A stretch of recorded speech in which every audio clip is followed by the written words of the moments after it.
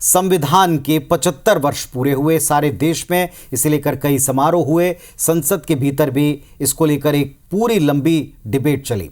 संसद के दोनों सदनों में संविधान पर चर्चा जारी रही है और इसे लेकर पक्ष विपक्ष के तल्ख टिप्पणियां हमने सुनी। पहले दिन प्रियंका गांधी वाड्रा और राजनाथ सिंह के बीच में जोरदार बहस देश ने देखी। दूसरे दिन राहुल गांधी ने संविधान पर चर्चा के दौरान पीएम मोदी और बीजेपी पर वार किए। लोकसभा में नेता प्रतिपक्ष राहुल गांधी ने सिलसिलेवार तरीके से बीजेपी और मोदी सरकार पर संविधान से खिलवाड़ करने के आरोप लगातार लगाए और दोहराए भी। प्रधानमंत्री नरेंद्र मोदी ने कांग्रेस और पूर्व पीएम जवाहरलाल नेहरू, इंदिरा गांधी, राजीव गांधी पर संविधान को बदलने के आरोप लगाते हुए आज जवाब दिया है।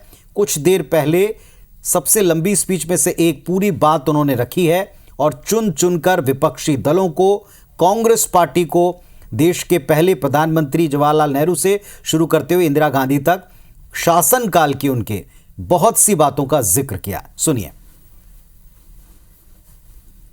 और हिंदुस्तान के हर गरीब व्यक्ति को हम ये कहना चाहते हैं, आपकी रक्षा कॉन्स्टिट्यूशन करता है और ये बीजेपी के लोग कॉन्स्टिट्यूशन पर 24 घंटा आक्रमण करते रहते हैं। कॉन्स्टिट्यूशन में लिखा है prohibition of discrimination on grounds of religion, race, caste, sex or place of birth. The state shall not discriminate against any citizen on grounds only of religion, race, caste, sex, place of birth or any of them.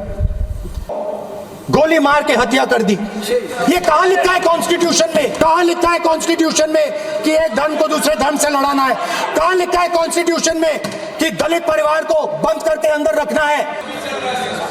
करीब 6 दशक में 75 बार संविधान बदला गया। जो बीज देश के पहले प्रधानमंत्री जी ने बोया था, उस बीज को खाद पानी देने का काम एक और प्रधानमंत्री ने किया। उनका नाम था श्रीमती इंदिरा गांधी। जो परंपरा नेहरू जी ने शुरू की थी,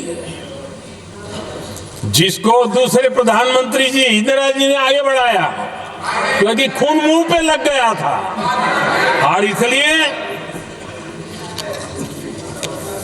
राजीव गांधी जी प्रधानमंत्री बने। उन्होंने संविधान को एक और गंभीर झटका दे दिया। सबको समानता, सबको समानता, सबको न्याय, उस भावना को चोट पहुंचाई। तो आज जिस अंदाज में पलटवार हुआ है, अब इस पर कुछ प्रतिक्रियाएं, कुछ क्या बड़ी प्रतिक्रियाएं आनी बाकी हैं। आगे इस पर हंगामा भी हो सकता है, जिसके पूरे आसार हैं।